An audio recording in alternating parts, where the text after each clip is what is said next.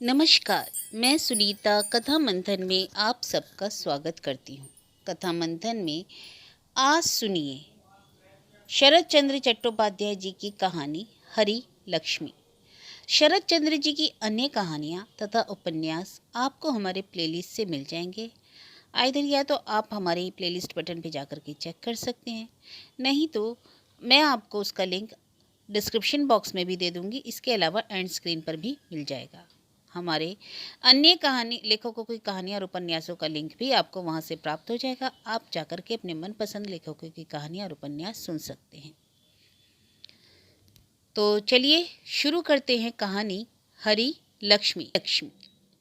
जिस बात को लेकर इस कहानी की उत्पत्ति हुई वह बहुत छोटी सी है, फिर भी उस छोटी सी बात से हरि लक्ष्मी के जीवन में जो कुछ हो गया वह छोटा भी नहीं, तुच्छ भी नहीं। संसार में ऐसा ही हुआ करता है।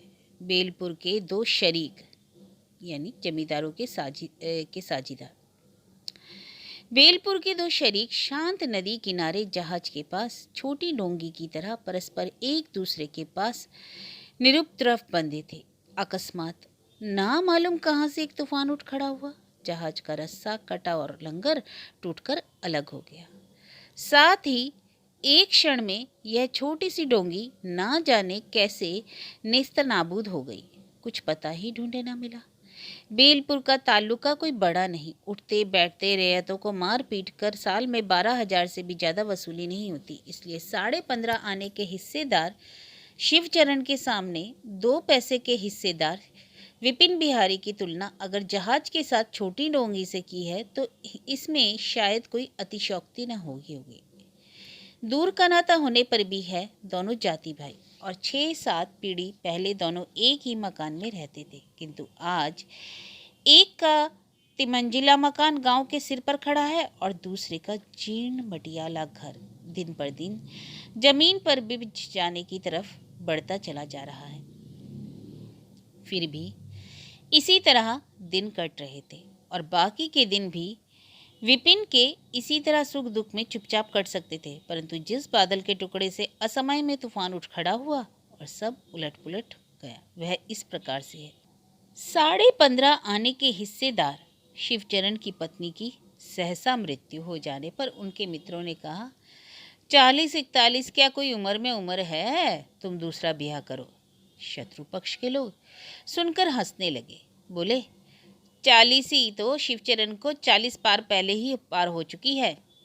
मतलब यह है कि दोनों में से कोई भी बात सच नहीं। असल बात यह थी कि बड़े बाबू का दिव्य गोरा हष्टपुष्ट शरीर था। भरे हुए चेहरे पर लोभ का चिन्ह मात्र न था। यथा समय दाढ़ी मूछें न पैदा होने से कुछ सहूलियत तो हो सकती है, पर अड़चनें भी काफ़ी होती हैं। उम्र का अंदाज़ा लगाने के बारे में जो नीचे की तरफ नहीं जाना चाहते, ऊपर की ओर वे गिनती के किस कोठे में जाकर ठहरेंगे, इसकी उन्हें स्वयं ही कुछ था नहीं मिलती। खैर, कुछ भी हो, धनवान पुरुष का ब्याह किसी भी देश में उम्र के पीछे नहीं रुकता। फिर बंगाल में तो रुकने ही क्यों लगा।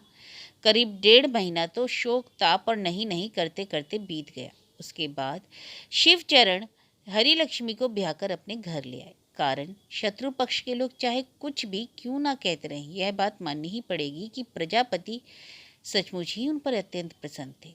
उन लोगों ने गुपचुप बातचीत की। यह बात नहीं है कि वर की तुलना में नववधु की उम्र बिल्कुल ही असंगत हो, मगर हाँ, 2-1 बाल बच्चे लेकर घर आती तो फिर कहने सुनने की कोई बात ही न रह जाती। लेकिन इस बात को सभी ने स्वीकार किया कि सुंदरी है। मतलब यह है कि साधारणतः बड़ी उम्र की लड़कियों से भी लक्ष्मी की उम्र कुछ ज़्यादा हो गई थी, शायद 19 से कम न होगी। उसके पिता आधुनिक विचार के सुधारक आदमी हैं। उन्होंने बड़े जतन से लड़की को ज़्यादा उम्र तक शिक्षा देकर मैट्रिक पास कराया था। उनकी इच्छा तो कुछ और ही थी। सिर्फ व्यापार फेल हो जाने और आकस्मिक दरिद्रता आ जाने के कारण ही उन्हें ऐसे सुपात्र को कन्या अर्पण करने के लिए लाचार होना पड़ा था। लक्ष्मी शहर की लड़की ठहरी।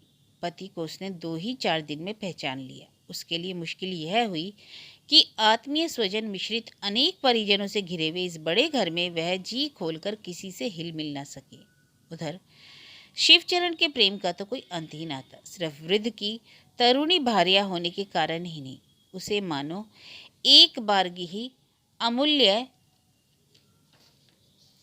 निरही मिल गई। घर के लोग, नौकर चाकर और औरतें कुछ ठीक ना कर सके कि कैसे उनकी मिजाज पुरसी करे, पर एक बात वह अक्सर सुना करती थी, अब मजली बहू के मुंह पर कालिक लग गई। रूप में, गुण में, विद्या बुद्धि में, हर एक बात में अब उसका गर्व चूर हो गया।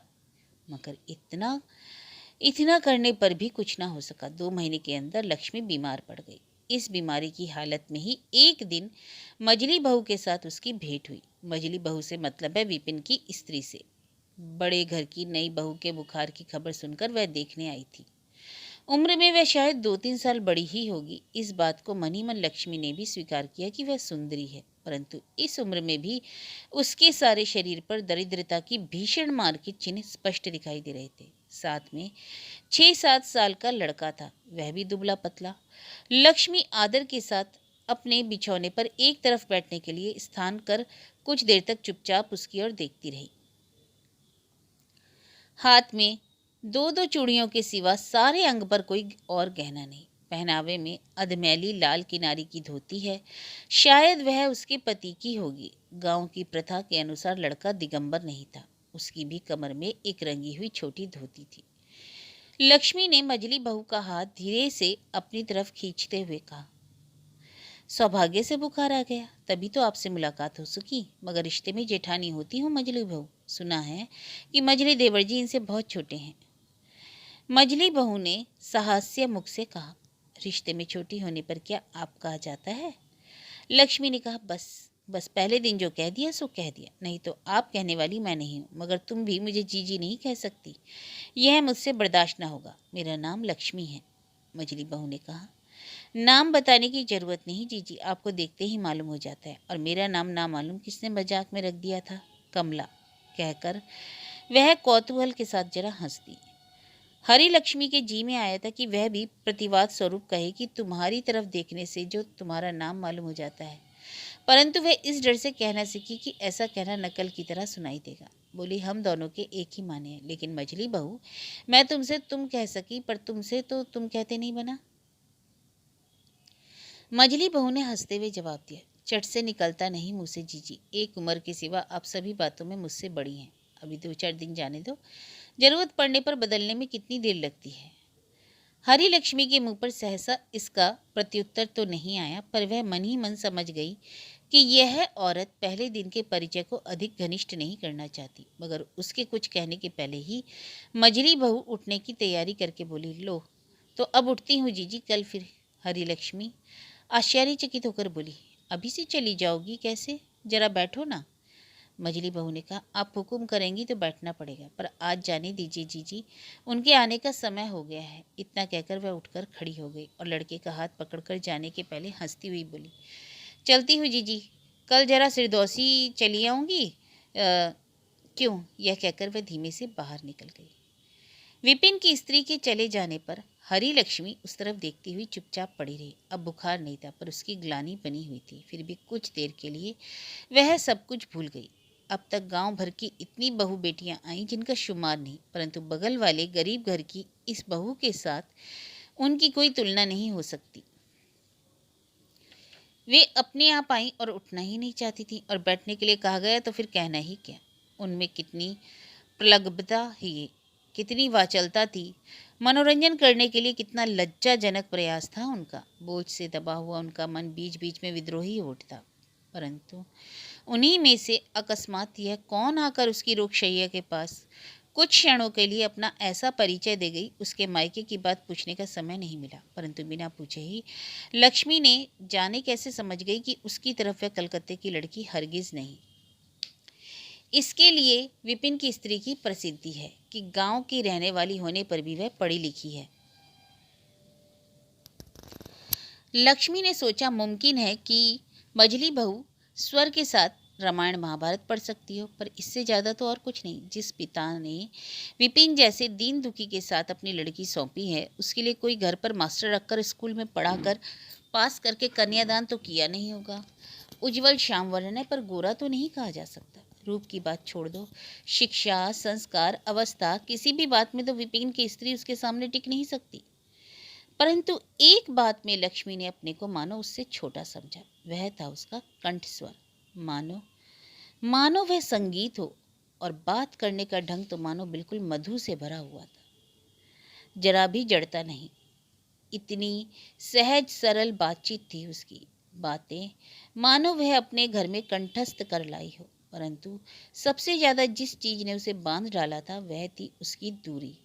इस बात को कि वह गरीब घर की बहू है, मुंह से ना कहने पर भी इस ढंग से प्रकट करके गई कि मानो यही उसके लिए स्वाभाविक है, मानो इसके सिवा और कुछ उसे शोभा नहीं देता। यह बताने के सिवा और किसी उद्देश्य का उसमें लेश मात्र भी नहीं था कि वह गरीब है पर कंगाल नहीं, एक भले घर की बहू। वह दूसरे घर की एक बीमार बहू को देखने आई है। शाम को जब पति देखने आए तब हरी लक्ष्मी ने और बातचीत होने के बाद कहा, उस घर की मझली बहू से आज भेंट हुई थी। किससे? शिवचरण ने कहा। किससे? विपिन की बहू से। हरी लक्ष्मी, हाँ, मेरे भाग्य अच्छे थे जो इतने दिनों के बाद वे खुद ही मुझे देखने आई, पर 5-1 मिनट से ज्यादा ठहरी नहीं, काम था इसलिए चली गई। शिवचरण, काम? अरे उन लोगों के घर कोई नौकर नौकरानी थोड़े ही है, बासन मांजने से लगाकर बटलोई चढ़ाने तक का सभी काम अपने हाथ से करने पड़ते हैं। भला तुम्हारी तरह पड़े पड़े बैठे बैठे आराम करे तो कर ले तो कोई, एक गिलास पानी तक तो तुम्हें अपने हाथ से भरकर पीना नहीं पड़ता। अपने संबंध में ऐसा मंतव्य हरी लक्ष्मी को बहुत ही बुरा मालूम हुआ, पर यह समझकर वह गुस्सा नहीं हुई कि बात तो उसकी बड़ाई करने के लिए ही कही गई थी, अपमान करने के लिए नहीं। बोली, सुना है कि मजली बहू को बड़ा घमंड है, अपना घर छोड़कर कहीं आती जाती नहीं। शिवचरण ने कहा, जाएगी कैसे? हाथों में 2-2 चूड़ियों के सिवा खाक पत्थर कुछ पास में है? मारे शर्म के मुंह नहीं दिखा सकती। हरी लक्ष्मी ने जरा हंसकर कहा, इसमें शर्म का है कि दुनिया के लोग क्या उसकी देह पर जड़ाऊ गहने के लिए व्याकुल हो रहे हैं, जो ना देखेंगे तो चींची करते डालेंगे। शिवचरण, जड़ाऊ गहने मैंने तुम्हें दिए हैं, किसी साले के बेटे में वैसे आंखों से देखे हो तो बताओ। अपनी स्त्री को आज तक 2 चूड़ियों के सिवा और कुछ बनवा कर ना दे सका। बाबू, रुपए का बड़ा जोर है, जोर, जूता मारूंगा। और हरी लक्ष्मी शून्य और अत्यंत लज्जित होकर बोली, छी छी छी, ऐसी बात क्यों कर रहे हो? शिवचरण ने कहा, नहीं नहीं, हमारे पास दबी छिपी बात नहीं, जो कुछ कहूंगा सो साफ साफ कह दूंगा। हरी लक्ष्मी चुपचाप आंखें नीचे पड़ी रही। कहने को और था ही क्या। वे लोग कमजोरों के विरुद्ध अत्यंत असभ्य बात कठोर और कर्कश स्वर में कहने को ही स्पष्टवादिता समझते हैं। शिवचरण शांत ना रहा, कहने लगा, बिहार में जो 500 रुपये उधार लिए थे उसके ब्याज असल मिलाकर 700 हो गए हैं, उसका भी कुछ ख्याल है? गरीब है, एक किनारे में पड़ा है, पड़ा रहे, और मैं चाहूँ तो कान पकड़कर निकल बाहर कर सकता हूँ। जो दासी के लायक नहीं वह मेरी स्त्री के सामने घमंड दिखलाती है। हरी लक्ष्मी करवट बदलकर सोई रही। एक तो बीमार थी, उस पर विरक्ति और लज्जा से सारे शरीर के भीतर मानो कपकपी आने लगी। दूसरे दिन दोपहर को घर में मृदु स्वर सुनकर हरी लक्ष्मी ने आंखें खोलकर देखा तो विपिन की स्त्री चुपके से बाहर जा रही है। उसने बुलाकर कहा, मजली बहू, चली जा रही हो जो? मजली बहू ने शर्माते हुए लौट कर कहा, मैंने सोचा कि आप सो रही हैं। आज कैसी तबीयत है जीजी? हरी लक्ष्मी, आज बहुत अच्छी हूँ। कहाँ तुम अपने लल्ला को लाई नहीं? मजली बहू ने कहा, आज वह अचानक सो गया जीजी। अचानक सो गया, इसका मतलब आदत खराब हो जाएगी, इसलिए दिन में उसे सोने नहीं देती जीजी। हरी लक्ष्मी, धाम से उधम करता नहीं फिरता? मजली बहू, करता क्यों नहीं फिरता, मगर दोपहर को सोने की अपेक्षा वह कहीं अच्छा है। और तुम खुद शायद नहीं सोती? नहीं, मजली बहू ने हंसते हुए सिर हिलाकर कहा। हरी लक्ष्मी ने सोचा था कि स्त्रियों के स्वभाव के अनुसार अब की बार शायद वह अनावश्यक कामों की लंबी सूची सुनाने बैठ जाएगी, मगर उसने ऐसी कोई बात नहीं की। इसके बाद और बातें होने लगी। बात बात में हरी लक्ष्मी ने अपने मायके की बात, भाई बहन की बात, मास्टर साहब की बात, स्कूल की बात, यहाँ तक कि अपने मैट्रिक के पास करने की भी बात कह डाली। बहुत देर बाद जब उसे होश आया तब उसने स्पष्ट देखा कि मजली बहू श्रोता के लिहाज से चाहे जितनी अच्छी क्यों ना हो, वक्ता के लिहाज से वह कुछ भी नहीं। अपनी बात प्रायः कुछ कही ही नहीं। पहले तो लक्ष्मी को शर्म मालूम हुई, पर उसी वक्त उसे मालूम हुआ कि गपशप करने लायक उसके पास है ही क्या। मगर कल जैसे इस बहू के विरुद्ध उसका मन अप्रसन्न हो उठा था, आज वैसे ही उसे भारी तृप्ति सी मालूम हुई। दीवार पर टंगी हुई कीमती घड़ी में नाना प्रकार के बाजों के साथ 3 बजे। मजली बहू उठ खड़ी हुई और विनय के साथ बोली, जीजी अब चलती हूँ। लक्ष्मी ने कौतूहल के साथ कहा, बहन तुम्हारी क्या 3 बजे तक की छुट्टी रहती है? लाला जी क्या घड़ी देखकर ठीक टाइम से घर आते हैं? मझली बहू ने कहा, नहीं आज वे घर पर ही हैं। फिर आज जल्दी काहे किया, थोड़ा और बैठो ना। मझली बहू बैठी नहीं, लेकिन जाने के लिए पैर भी नहीं बढ़ा सकी। आहिस्ता से बोली, जीजी आपने कितनी शिक्षा पाई है, कितना पढ़ा लिखा है। मैं ठहरी गंवई गांव की। तुम्हारा मायका क्या गांव में है? हाँ जीजी, बिल्कुल देहात में। बिना समझे कल क्या कहते क्या कह दिया हो, पर असम्मान करने के लिए नहीं कहा। आप मुझ जैसी जैसी भी कसम खाने को कहेंगी जीजी। हरी लक्ष्मी दंग रह गई। बोली, ऐसा क्यों कहती हो मजली बहू, तुमने तो कल ऐसी कोई बात नहीं कही। मजली बहू ने उसके जवाब में फिर कोई बात नहीं कही, परंतु चल दी कहकर जब वह फिर से विदा लेकर धीरे धीरे जाने लगी, तब उसका कंठ स्वर अकस्मात कुछ और ही तरह का सुनाई दिया। रात को शिवचरण जब घर में आए, तब हरी लक्ष्मी चुपचाप लेटी हुई थी। शरीर अपेक्षाकृत स्वस्थ, मन भी शांत और प्रसन्न था। शिवचरण ने पूछा, कैसी तबीयत है बड़ी बहू? लक्ष्मी उठ बैठी, बोली, अच्छी है। शिवचरण ने कहा, सवेरे की बात मालूम हुई? बच्चों को बुलवाकर सबके सामने ऐसा झाड़ दिया कि जन्म भर ना भूलेगा। मैं बेलपुर का शिवचरण चौधरी हूँ। हाँ। किसे जी? हरी लक्ष्मी डर गई और बोली। शिवचरण ने कहा, विपिन को बुलाकर कह दिया तुम्हारी स्त्री मेरी स्त्री के पास आकर शान दिखा के उसका अपमान कर गई। इतनी हिमाकत उसकी। पाजी नालायक, ओछे घर की लड़की कहीं की। उसके बाल कटवाकर मुंह काला करके गधे पर चढ़ाकर गांव से निकाल बाहर कर सकता हूँ, जानता है। हरी लक्ष्मी का रोग क्लिष्ट चेहरा एक बार की सफेद फक पड़ गया। वह बोली, तुम कहते क्या हो जी?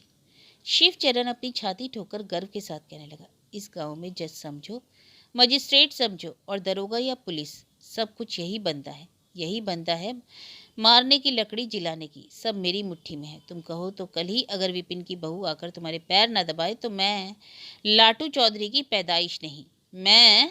मैं इस तरह विपिन की बहू को सबके सामने अपमानित और लांछित करने के वर्णन और व्याख्यान में लाटू चौधरी के पुत्र ने अपशब्द और कुशब्दों के व्यय में कोई कसर नहीं रखी और उसके सामने स्तब्ध निर्निमेष दृष्टि से देखती हुई हरी लक्ष्मी का मन कहने लगा, धरती माता फट पड़ो। दूसरी बार की तरुणी भार्या।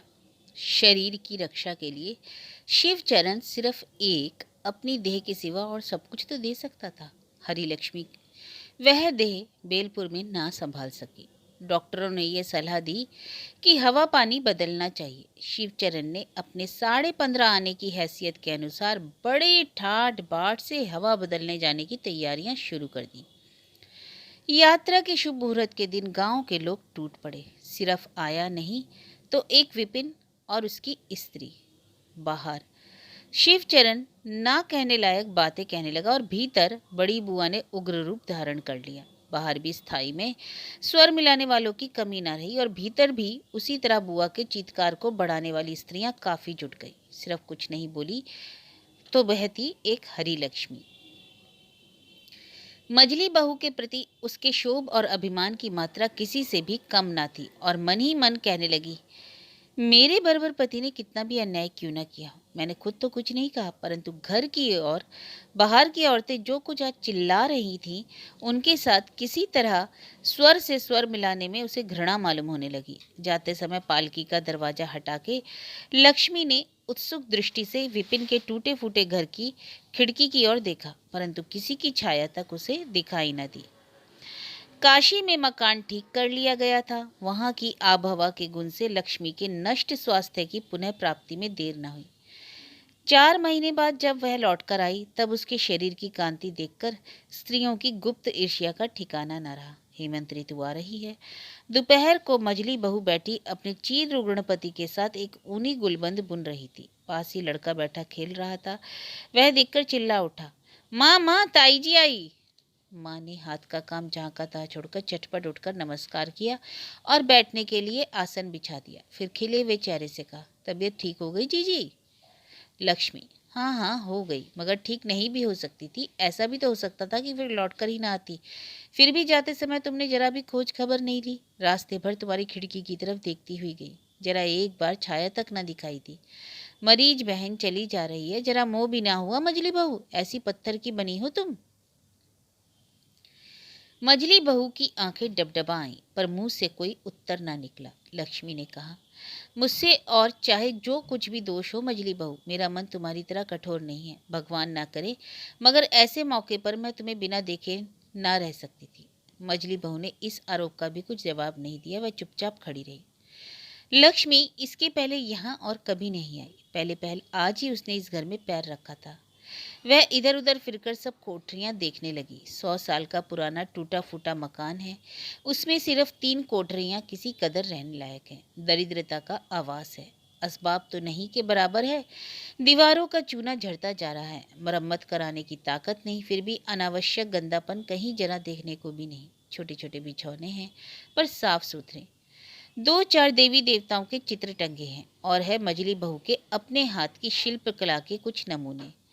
ज्यादातर ऊन और सूत के काम की चीजें हैं। उनमें ना तो कोई नौसिखिए के हाथ का लाल चोच वाला तोता ही है, और ना पचरंगी बिल्ली की सूरत। कीमती फ्रेम में जड़े हुए लाल, नीले, बैगनी, सफेद आदि रंगों के ऊन से बुने हुए वेलकम, स्वागतम या गलत उच्चारण के गीता के श्लोक भी नहीं। लक्ष्मी ने आश्चर्य के साथ पूछा, यह किसकी तस्वीर है मजली बहू? पहचाना हुआ सा चेहरा मालूम होता है। मजली बहू ने शर्माते हुए हंसकर कहा, तिलक महाराज की तस्वीर। देख देख कर बनाने की कोशिश की थी जीजी, पर कुछ बनी नहीं। यह कहते हुए उसने उंगली उठाकर सामने की दीवार पर टंगे हुए भारत के का कौस्तुभ लोकमान्य तिलक का चित्र दिखा दिया। लक्ष्मी बहुत देर तक उस तरफ देखती रही, फिर आहिस्ता से बोली, पहचान नहीं सकी, यह मेरा कसूर है मजली बहू, तुम्हारा नहीं। मुझे सिखा दोगी बहन? यह विद्या अगर सीख सकी तो तुम्हें गुरु मानने में कोई ऐतराज ना होगा। मजली बहू हंसने लगी। उस दिन 3-4 घंटे बाद लक्ष्मी जब लौटी, तब यह बात तय कर गई कि वह शिल्प कला सीखने के लिए कल से रोज आया करेगी। आने भी लगी, परंतु 10-15 दिन में वह साफ समझ गई कि वह विद्या सिर्फ कठिन ही नहीं, बल्कि सीखने में भी लंबा समय लेगी। एक दिन लक्ष्मी ने कहा, मजली बहू, तुम मुझे खूब ध्यान से नहीं सिखाती हो। मजली बहू ने कहा, इनमें तो काफ़ी समय लगेगा जीजी, इससे अच्छा है कि आप और बुनावटें सीखें। लक्ष्मी भीतर ही भीतर गुस्सा हो गई, और इसे छिपाते हुए उसने पूछा, तुम्हें सीखने में कितने दिन लगे थे मजली बहू? मजली बहू ने जवाब दिया, मुझे तो किसी ने सिखाया नहीं जीजी, अपनी कोशिश से ही थोड़ा थोड़ा करके। लक्ष्मी ने कहा, इसी से नहीं तो दूसरे से सीखती तो तुम भी तो समय का हिसाब रखती। मुंह से चाहे वह कुछ भी कहे, पर मन ही मन उसने बिना किसी संदेह के अनुभव किया कि मेधा और तीक्ष्ण बुद्धि में इस मजली बहू के सामने वह खड़ी नहीं हो सकती। आज उसके सीखने का काम बढ़ न सका, और समय से बहुत पहले ही वह सुई डोरा और पैटर्न लपेट कर चल दी। दूसरे दिन आई नहीं, और रोज के आने में यह पहले पहल नागा हुआ। 3-4 दिन के बाद फिर एक दिन हरिलक्ष्मी अपने सुई डोरे का बॉक्स लेकर मजली बहू के घर पहुंची। मजली बहू तब अपने लड़के को रामायण से तस्वीरें दिखा दिखाकर उसकी कथा सुना रही थी। लक्ष्मी को देखते ही उठकर उसने आसन बिछा दिया। उद्वीन खंड से पूछने लगी, 2-3 दिन नहीं आई, तबीयत ठीक नहीं थी क्या?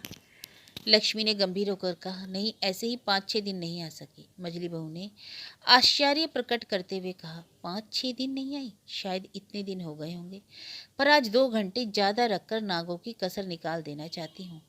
लक्ष्मी ने कहा, हाँ, लेकिन मान लियो मेरी तबीयत खराब हुई होती मछली बहू, तुम्हें एक बार तो खबर लेनी चाहिए थी। मजली बहू ने शर्माते हुए कहा, लेनी जरूर चाहिए थी, पर घर गृहस्थी के बहुत तरह के काम धंधे हैं, अकेली ठहरी, भेजती किसे बताइए, पर मैं मानती हूँ कसूर हुआ है जीजी।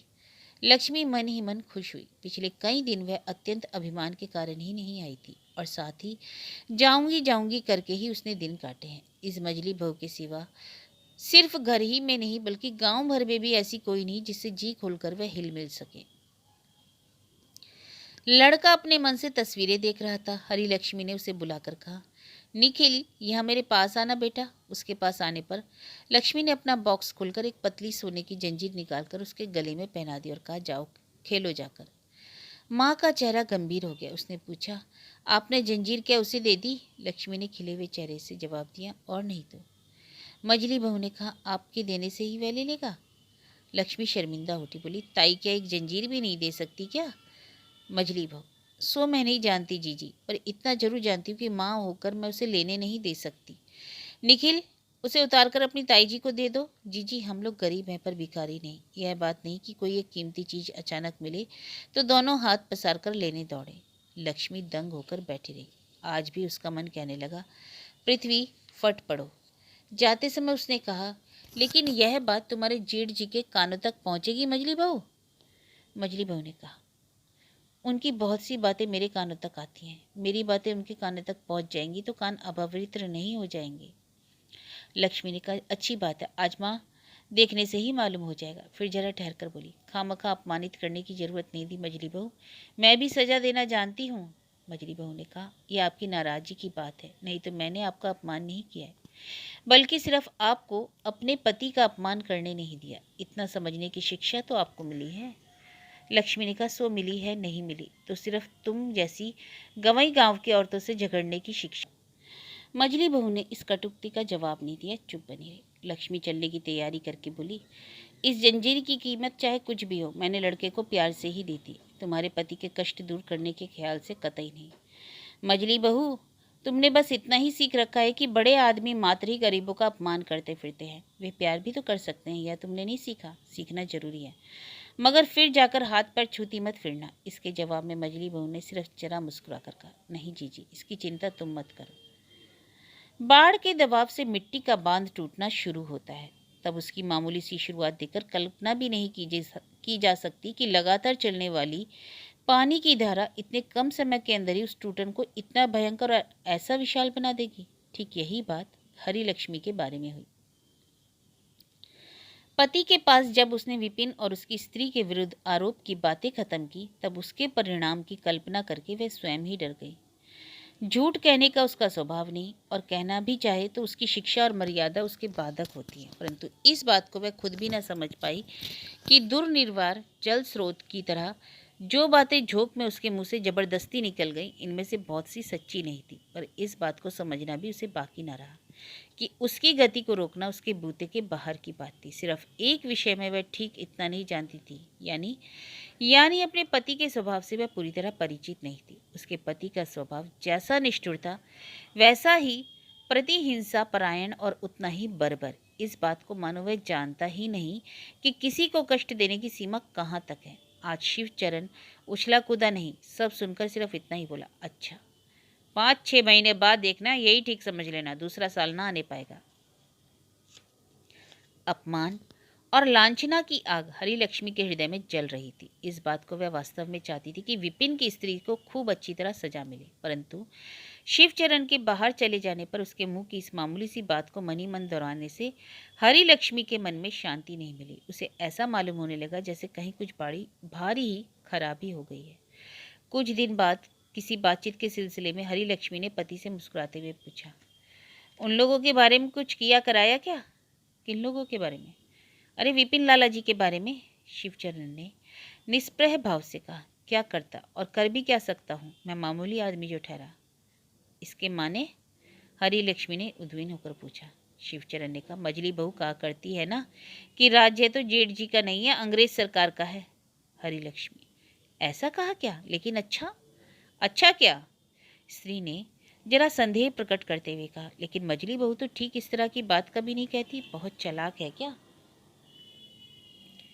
बहुत से लोग शायद बात बढ़ा चढ़ाकर चुगली भी किया कर दिया करते हैं। शिवचरण ने कहा, इसमें आश्चर्य की कोई बात नहीं, मगर यह बात तो मैंने अपने कानों से सुनी है। हरी लक्ष्मी को इस बात पर विश्वास न हुआ, पर उस समय के लिए पति का मनोरंजन करने के ख्याल से सहसा गुस्सा दिखाती हुई बोली, कहते क्या हो, इतना घमंड? मुझे तो खैर जो कुछ कहा, लेकिन जेठ लगते हो, तुम्हारी तो जरा इज्जत करनी चाहिए थी। शिवचरण ने कहा, हिंदुओं के घर ऐसा भी हो तो समझते हैं, पढ़ी लिखी विद्वान औरत ठहरी ना इसी से, पर मेरा अपमान करके कोई भी बच नहीं सकता। बाहर जरा काम है, मैं जा रहा हूँ। इतना कहकर शिवचरण बाहर चल दिया। बात को जिस तरह हरी लक्ष्मी कहना चाहती थी उस तरह कह न सकी, बल्कि वह उल्टी हो गई। पति के चले जाने पर रह रहकर उसे इस बात का ख्याल होने लगा। बाहर की बैठक में जाकर शिवचरण ने विपिन को बुलाकर कहा, 5-7 साल में तुमसे कह रहा हूँ विपिन, अपने मवेशियों को यहाँ से हटा लो। रात का सोना मेरे लिए हराम हो गया, सो क्या तुमने मेरी बात ना सुनना ही तय कर लिया है? विपिन ने आश्चर्यचकित होकर कहा, मैंने तो एक बार भी नहीं सुना भैया। शिवचरण ने बड़ी आसानी के साथ कहा, कम से कम 10 बार तो मैंने अपने मुंह से कहा है तुमसे, तुम्हें याद ना रहे कोई नुकसान नहीं, पर इतनी बड़ी जमींदारी का जो शासन करता है उसकी बात भूल जाने से तो काम नहीं चल सकता। खैर कुछ भी हो, तुम्हें खुद इस बात की अकल होनी चाहिए कि दूसरी जगह से कैसे इतने दिनों तक मवेशी बांधे जा सकते हैं। कल ही वहां से सब हटा हटू लो, मुझे फुर्सत न मिलेगी। तुम्हें यह अंतिम बार बता दिया मैंने। विपिन के मुंह से ऐसी बातें नहीं निकलती। उस पर अकस्मात इस परम आश्चर्यकारी प्रस्ताव के सामने वह एक बारगी अभिभूत हो गया। अपने बाबा के जमाने में उस जगह को वह अपनी ही समझता आ रहा है। इतनी बड़ी झूठी बात का वह प्रतिवाद तक न कर सका। वह दूसरे की है, चुपचाप घर चला आया। उसकी स्त्री ने सब बातें सुनकर कहा, पर राज की अदालती तो खुली है। विपिन चुप रहा। वह चाहे भला आदमी क्यों ना हो, इस बात को जानता था कि अंग्रेजी राज्य की अदालत का विशाल द्वार कितना भी खुला हुआ क्यों ना हो, गरीबों के घुसने लायक रास्ता उसमें जरा भी खुला नहीं। आखिर वही हुआ जो होना था। दूसरे दिन बड़े बाबू आए और उन्होंने पुरानी टूटी फूटी गौशाला को तोड़कर उस जगह लंबी दीवार से घेर दिया। विपिन थाने में जाकर खबर दे आया, मगर आश्चर्य की शिवचरण की पुरानी ईंटों की नई दीवार जब तक पूरी नहीं बन गई तब तक एक लाल पगड़ी उसके सामने नहीं फटकी। विपिन की स्त्री ने हाथ की चूड़ियां बेचकर अदालत में नालिश की, पर उसके सिर्फ चूड़ियां चली गईं और कुछ नहीं हुआ। रिश्ते में विपिन की बुआ लगने वाली एक शुभाकांक्षिनी ने इस विपत्ति में विपिन की स्त्री को हरी लक्ष्मी के पास जाने की सलाह दी। इस पर उसने शायद कह दिया था कि शेर के आगे हाथ जोड़कर खड़ा होने से फायदा क्या बुआ जी, प्राण तो जाने को है, सो जाएंगे ही, ऊपर से अपमान और हाथ लगेगा। यह बात हरी लक्ष्मी के कानों में पड़ी तो वह चुप रही। किसी तरह का उत्तर देने की उसने कोशिश नहीं की। काशी से हवा पानी बदलकर आने के बाद एक दिन के लिए भी उसकी तबीयत बिल्कुल ठीक नहीं रही।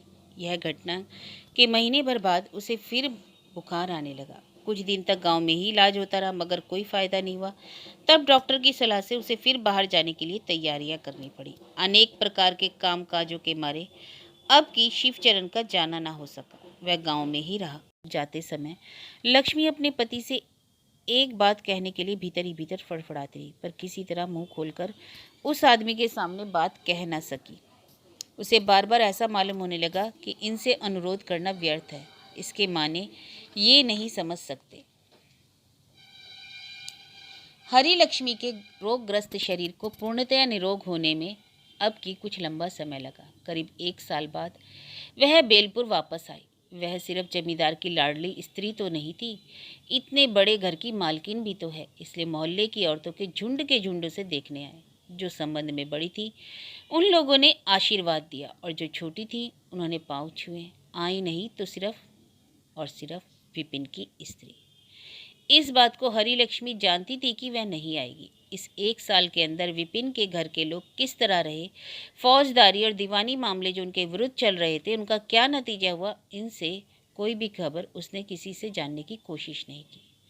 शिवचरण कभी घर पर और कभी पश्चिम में जाकर स्त्री के साथ रहा करता था। जब जब पति से भेंट हुई तभी तब हरी लक्ष्मी के मन में सबसे पहले इन लोगों के बारे में जानने की इच्छा हुई, परंतु फिर भी एक दिन भी उसने पति से कोई बात नहीं पूछी। पूछते हुए डर लगता था। सोचती इतने दिनों में कुछ न कुछ निपटारा तो हो ही गया होगा, और शायद इनके क्रोध में अब उतनी तेजी नहीं रही। इस आशंका से कि पूछताछ करने से फिर कहीं पहले का घाव ताज़ा ना हो जाए, वह ऐसा भाव धारण किए रहती जैसे उन सब तुच्छ बातों की अब उसे याद ही नहीं। उधर शिवचरण भी अपनी तरफ से किसी दिन विपिन की बात नहीं छेड़ता। इस बात को अब वह हरी लक्ष्मी से छिपाई ही नहीं रखता कि अपनी स्त्री के अपमान की बात वह भूला नहीं है, बल्कि उसकी अनुपस्थिति में इसका काफ़ी इंतजाम उसने कर रखा है। उसके मन में साध थी कि लक्ष्मी घर जाकर अपनी आंखों से ही सब देख भाल ले और तब मारे आनंद के फूल ही ना समाये। ज़्यादा दिन चढ़ने के पहले ही बुआ जी की बारंबार स्नेहपूर्ण ताड़ना से लक्ष्मी अब नहा धोकर निश्चिंत हुई तो बुआ जी ने उत्कंठा प्रकट करते हुए कहा, अभी तुम्हारा शरीर कमजोर ठहरा बहुरानी, तुम अब नीचे ना आओ, यहीं तुम्हारे लिए थाली परसवा कर मंगवाई देती हूँ। लक्ष्मी ने आपत्ति करते हुए हंसकर कहा, मेरा शरीर पहले जैसा ठीक हो गया है बुआ जी, मैं नीचे जाकर रसोई में खाऊंगी, ऊपर ढोकर लाने की जरूरत नहीं, चलो नीचे ही चलती हूँ। बुआ जी ने शिबू की तरफ से मनाही है कहते हुए उसे रोक दिया। उनका हुक्म पाकर नौकरानी जगह साफ करके आसन बिछा गई। दूसरे ही क्षण मिश्रानी भोजन लेकर हाजिर हुई। उसके थाली रखकर चले जाने पर लक्ष्मी ने आसन पर बैठते हुए पूछा, ये मिश्रानी जी कौन सी हैं बुआ जी, पहले तो कभी नहीं देखा इन्हें। बुआ ने हंसकर कहा, पहचान न सकी बहुरानी, यह तो अपने विपिन की बहू है। लक्ष्मी स्तब्ध होकर बैठी रह गई। मनी मन समझ गई, उसे एकाएक आश्चर्यचकित कर देने के लिए इतना षड्यंत्र करके इस तरह छिपा रखा गया था। कुछ देर में अपने को संभालकर वह जिज्ञासु मुख से बुआ जी की तरफ देखने लगी। बुआ जी ने कहा, विपिन मर गया है, सुन तो लिया होगा। लक्ष्मी ने कुछ भी नहीं सुना था, परंतु अभी तुरंत जो थाली परस गई उसकी तरफ देखते ही यह बात मालूम हो जाती है कि वह विधवा है। उसने सिर हिलाकर कह दिया, हाँ। बुआ जी ने बाकी घटना का वर्णन करते हुए कहा, वह जो कुछ बचा कुचा था, खाक धूल सो सब मुकदमेबाजी में स्वाहा करके विपिन तो मर गया। अरे जब देखा कि बाकी रुपये चुकाने में मकान भी हाथ से जाता है, तब हम ही लोगों ने सलाह दी, मजली बहू साल 2 साल अपनी देह से मेहनत करके रुपए चुका दे, जिससे तेरे लड़के के लिए कम से कम बैठने के लिए तो जगह बची रहे। लक्ष्मी अपने सफ़ेद फक चेहरे से उसी तरह पलकहीन नेत्रों से चुपचाप देखती रह गई। बुआ जी ने सहसा गले का स्वर धीमा करके कहा, फिर भी मैंने एक बार उसे अलग ले जाकर कहा था कि मजली बहू जो होना था सो हो गया। अब उधार उधर करके जैसे बने एक बार काशी जाकर बड़ी बहू के पैरों पड़ा। लड़के को उनके पैरों पर डालकर कहना, जीजी इसका तो कोई कसूर नहीं, इसे बचाओ। बात करते करते बुआ जी आंखों में आंसू पहुँचते हुए बोली, मगर बंदी सिर नीचा किए हुए मुंह बंद करके बैठी रही। उसने हाँ ना कुछ जवाब नहीं दिया। हरी लक्ष्मी समझ गई, इसका सारा का सारा पाप मेरे ही सिर आ पड़ा है। उसके मुंह अन्न व्यंजन सबका सब कड़वा जहर हो गया। फिर वह एक गस्सा भी ना निकल सकी। बुआ जी किसी काम से थोड़ी देर के लिए कमरे से बाहर चले गई। लौटकर जब उन्होंने लक्ष्मी की थाली की दशा देखी तो चंचल उठी, जोर से पुकारने लगी, विपिन की बहू, ओ विपिन की बहू। विपिन की बहू के दरवाजे के बाहर आकर खड़ी होते ही वे जोर से बिगड़ पड़ी। इसके बाद ही कुछ क्षण पहले करुणा के मारे उनकी आंखों में जो आंसू भर आते तुरंत ही ना जाने कहाँ उड़ गए। तीक्ष्ण स्वर में कहने लगी, ऐसी लापरवाही से काम करने से तो नहीं चल सकता विपिन की बहू। बहुरानी एक दाना मुंह में न दे सकी, ऐसी बुरी रसोई बनाई है। दरवाजे के बाहर से इस तिरस्कार का कोई जवाब नहीं आया, परंतु दूसरे के अपमान के बाहर से लज्जा और वेदना के मारे हरी लक्ष्मी का अपने कमरे के ही भीतर सिर नीचा हो गया। बुआ जी ने फिर कहा, नौकरी करने चली हो तो चीज बस्त कर बिगाड़ से काम ना चलेगा बेटी। और भी 5 जनी जैसे काम करती है, तुम्हें भी वैसे ही करना चाहिए, सो कहे देती हूँ। विपिन की स्त्री ने अब की बार धीरे से कहा, जी जान से कोशिश तो ऐसी ही करती हूँ बुआ जी, आज मालूम नहीं ऐसा क्या हो गया। इतना कहकर उसके नीचे चले जाने पर लक्ष्मी के उठकर खड़े होते बुआ जी ने हाय हाय कर उठी। लक्ष्मी ने मुलायम स्वर में कहा, क्यों अफसोस करती हो बुआ जी, मेरी तबीयत ठीक नहीं है, इससे नहीं खा सकी। मजली बहू की रसोई में कोई खराबी नहीं है। हाथ मुंह धोकर हरी लक्ष्मी अपने एकांत कमरे में गई तो उसका दम सा घुटने लगा। सब तरह का अपमान सहते हुए भी शायद विपिन की स्त्री का इस घर में नौकरी करना चल सकता है, पर आज के बाद गृहिणीपन का व्यर्थ श्रम करके इस घर में उसके दिन कैसे बीतेंगे। मजली बहू के लिए तो फिर भी एक सांत्वना है, बिना कसूर के दुख सहने की सांत्वना, परंतु स्वयं लक्ष्मी के लिए कहाँ क्या बाकी रह गया है। रात को लक्ष्मी पति के साथ क्या बात करती, उससे अच्छी तरह उनकी तरफ देखा भी नहीं गया। आज उसके मुँह से एक शब्द से विपिन की स्त्री का सब दुख दूर हो सकता था, किंतु निरुपाय अबला नारी से जो आदमी इतना जबरदस्त बदला ले सकता है, जिसके पौरुष में यह बात खटकती तक नहीं, उससे भीख मांगने की हीनता स्वीकार करने में लक्ष्मी को किस कदर प्रवृत्ति नहीं हुई। शिवचरण ने जरा हंसकर पूछा, मजली बहू से भेंट हुई, कहो कैसी रसोई बनाती है। हरी लक्ष्मी जवाब न दे सकी। वह सोचने लगी, यही आदमी उसका पति है और जिंदगी भर इसी के साथ रहकर घर गृहस्थी चलानी होगी। सोचते सोचते उसका मन कहने लगा, पृथ्वी फट पड़ो। दूसरे दिन सवेरे उठते ही लक्ष्मी ने दासी के द्वारा बुआ जी को कहला भेजा, उसे बुखार आ गया, वह कुछ नहीं खाएगी। बुआ जी ने उसके कमरे में जा आकर जिरह करते करते नाक में दम कर दिया। उसके चेहरे के रुख से और कंठ स्वर से उन्हें ना जाने कैसा एक संदेह सा हो गया। उनकी बहुरानी शायद कुछ छिपाने की कोशिश कर रही है। बोली, लेकिन तुम्हें तो सचमुच बुखार आया नहीं बहुरानी। लक्ष्मी ने सिर हिलाकर जोर से कहा, मुझे बुखार है, मैं कुछ ना खाऊंगी। डॉक्टर के आने पर उसे बाहर से ही विदा करते हुए कहा, आप तो जानते हैं आपकी दवा से मुझे कुछ फ़ायदा नहीं होता, आप चाहिए। शिवचरण ने आकर बहुत कुछ पूछा ताछा, पर किसी भी बात का उसे उत्तर नहीं मिला। और भी 2-3 दिन इसी तरह बीत गए। तब घर के सभी लोग ना जाने कैसी अज्ञात आशंका से भर उठे। उस दिन के करीब तीसरे पहर लक्ष्मी गुसल खाने से निकलकर चुपचाप दबे पांव आंगन के एक किनारे के ऊपर आ रही थी। बुआ जी रसोई घर के बरामदे से उसे देखकर चिल्ला उठी, देखो बहुरानी, विपिन की बहू की करतूत देखो। ए मजली बहू अंत में चोरी करने पर उतर आई। हरी लक्ष्मी पास आकर खड़ी हो गई। मजली बहू जमीन पर चुपचाप नीचा मुंह किए बैठी थी। एक बर्तन में कुछ खाना अंगूठे से ढका रखा था। बुआ जी ने उसे दिखाते हुए कहा, तुम ही बताओ बहुरानी, इतना भात और तरकारी एक आदमी खा सकता है? घर के लिए जा रही है, लड़के के लिए, जबकि बार बार इसे मना कर दिया गया है। शिवचरण के कान में भनक पड़ने पर तो खैर नहीं, गर्दन पकड़कर निकाल बाहर कर देगा। बहुरानी तुम मालकिन हो, तुम ही इसका न्याय कर दो। इतना कहकर बुआ जी ने मानो अपना एक कर्तव्य समाप्त कर दिया। बुआ जी की चीत्कार सुनकर घर के नौकर नौकरानी और भी लोग बाग जो जहाँ थे सब आकर इकट्ठे हो गए और तमाशा देखने लगे। उन सबके बीच में बैठी थी उस घर की मजली बहू और उनकी मालकिन यानी इस घर की गृहिणी। लक्ष्मी को इस बात का स्वप्न में भी ख्याल ना था कि इतनी छोटी इतनी तुच्छ चीज के बारे में इतना बड़ा भद्दा कांड हो सकता है। अभियोग का जवाब तो क्या देती, मारे अपमान अभिमान और लज्जा के वह मुंह भी ना उठा सकी। लज्जा और किसी के लिए नहीं, स्वयं अपने लिए थी। आंखों से उसके आंसू गिरने लगे। उसे मालूम होने लगा कि इतने लोगों के सामने वही मानो पकड़ी गई है और विपिन की बहू उसका विचार करने बैठी है। 2-3 मिनट तक इसी तरह रहकर सहसा बड़ी कोशिश से अपने को संभाल कर लक्ष्मी ने कहा, बुआ जी तुम सब लोग यहाँ से चले जाओ। उसका इशारा पाते ही सब लोग चले गए। तब लक्ष्मी धीरे से मजली बहू के पास आकर बैठ गई। फिर हाथ से उसका मुंह उठाकर देखा। उसकी भी दोनों आंखों से टप टप आंसू गिर रहे थे। लक्ष्मी बोली, मजली बहू मैं तुम्हारी जीजी हूँ। इतना कहकर उसने अपने आंचल से उसके आंसू पोंछ दिए।